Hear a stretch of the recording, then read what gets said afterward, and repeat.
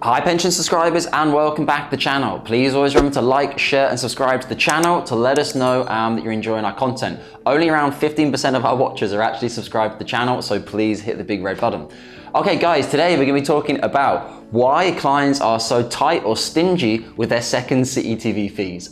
Okay, so I'm being a little bit facetious here, but effectively when you have your cash equivalent transfer value, if you've been through this process already, you're about to start it, you get normally one free CETV in a period of every 12 months. Some schemes actually allow this once a quarter, but the statutory from the government is they must provide one free CETV every 12 months. So clients have their CETV, invariably they'll often try and work with another financial advisor, it'll go wrong, they'll work out there's a commission, a bond, didn't like the charges, wasn't transparent, or they just simply ran out of time because the other financial advisor couldn't get it done for them. They come to us in the final weeks, normally we can get it done for them. If they come to us in a couple of days, we simply cannot, it's impossible. What then happens is they need to get a second cash equivalent transfer value. Now, the scheme in the UK has the right to charge for this second CETV. We've seen this range anywhere from £200 to £400 plus VAT. Now, a lot of clients will say, that's ridiculous, it's just a piece of paper, why should they charge me for it? Well, it's actually one of the times I'd stick up in defense of the final salary schemes in the UK. If every single client had an unlimited amount of CETVs, imagine how much worse the system would be. It's already pretty horrific trying to get a CETV, and it can take over a month, 2 months, 3 months to get a CETV from your scheme. If everyone was doing unlimited ones, it would simply break the system.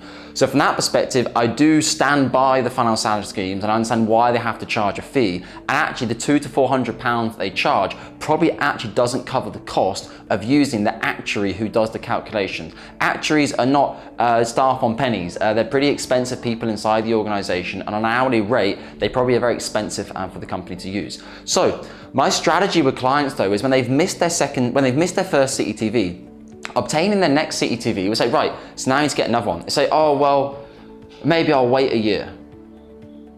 And I'm like, okay, so you can have another, yeah, because then I get another free one.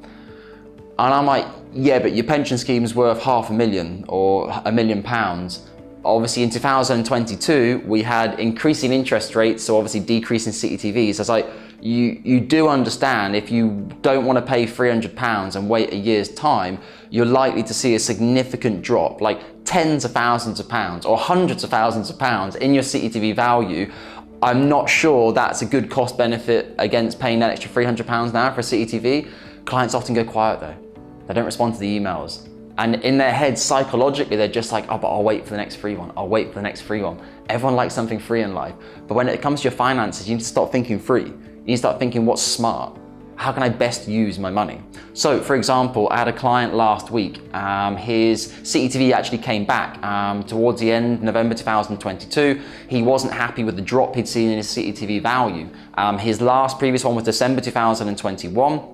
His scheme had dropped by, I think it was 55%, his CETV had dropped by. And he said, you know what, Dominic, I'm really in no rush to get this done. I understand you've explained to me maybe the DB market will poof overnight. Maybe I won't be able to get DB advice. I could live with that. I already have other assets. I'm investigating this DB as like an extra strategy to release it into a SIP, but it's not my be all and end all. It's not my #1 priority. So I said to him, okay, it's absolutely fine. And I set up a strategy with him. We got our LOA on file with his scheme, and I said to him, you can legally request a new CETV every 3 months. So say his CETV came on the 22nd of November. That means that December, January, February. From the 22nd of February, he will be able to get his second CETV, or from the 22nd of February, he'll be able to request his second CETV. Now, this is where it gets complicated though, because the seeding scheme need to raise typically an invoice in order for the second CETV work to begin. Raising the invoice can take anywhere between 1, 2, 3, 4, 5.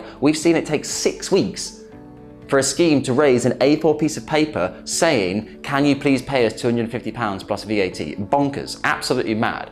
So anyway, there's a lot of administration which needs to be done. So you might get to say the 22nd of February, you then need to wait 2, 3, 4, 5, 6 weeks to have the new invoice created. Once the invoice is paid, it then needs to be logged on the system. It needs to be added to the work file for the actuary to redo the CETV. So it might be another month or two after the 22nd of February that you'd actually physically receive the new CETV. So it's really complicated, and clients are way better doing this through their financial advisor. As long as you trust your IFA, they have a good support team, transfer team, backup administration, do it all through them. So with him, I've actually set out a strategy over the course of the next 12 months, we will continue getting a new CETV every 3 months for him. It will cost £300 plus VAT. Oh, it's £250 plus VAT. So obviously by doing that calculation with the client, it's effectively costing him £300 for a new CETV, which is £1,200 over the course of a 12-month period to effectively have 4 CETVs. Now, if the first CETV comes back and we think it's a good one and he wants to accept it, no need to get the further ones. Total cost would have been £300. Say the first one comes, it's moved up a little bit, but saying, I still don't like it, you then move to a second CETV. The pension in question was worth around £500,000. So £1,200 in the context of £500,000, when you can have jumps of 5, 10, 15, 20, 30, 40% in CETV values, is a very good investment. And I don't understand why. This client was excellent. He was like, Dominic, fantastic strategy. Best money I'll spend this year, between 300 to 1,200. You clearly explained it. You guys are going to do all the rationale. Sorry, you guys are going to do all the administration for me. I'm just going to sit here and wait for you guys to tell me when my new CETV comes through. Perfect client. Unfortunately, the majority of clients do not work like that. They just have this mindset of they just will not pay for anything that they could possibly have free at a later point in time. Guys, if you've had any experience in getting second CETVs or frustrations of your CETV values dropping, get in touch with us. What I always say to people on here and on email, on WhatsApp, whenever I talk to people, don't be scared. By getting in touch, you're not suddenly stuck and you're gonna get whacked with a load of fees. I mean, here at Cameron James, you honestly have to sign about 20 pieces of paperwork before you could even remotely get close to being a client of ours or even have a chance of paying us any fees. So get in touch with your financial advisor, start building a relationship. Don't build your relationship at the last minute. Don't get your CETV and then scrabble around looking for financial advisors. Start the relationship now. Your financial advisors, if they're experienced, will be able to give you many, many tips. For example, I've been doing this for around 30,000 hours now. You've maybe been researching your DB for 10, 15, 20, 50, possibly even 100 hours. The two of those just don't compare. There's so much information I have, and we call it the hidden benefits of working with a financial advisor. People always look at fees and charges, oh, it's ridiculous. Oh, I don't want to pay fees, I don't want to pay charges. But you actually don't realize what you're missing. And it's the same for me. When I work with professional service firms, sometimes I think, it's a bit of an expensive invoice for this quarter, I'm not sure about that. But you pay the invoice, then you start to see all the hidden value of working with that person. Introductions, tips, tricks, things you can do, things you hadn't thought of, thinking outside the box. So really, really important. Guys, I hope that's been useful for you today. Second CETVs, don't be tight, talk to your financial advisor and work out a good strategy to try to attain the highest CETV possible for yourself. As always, take care with your UK pension assets.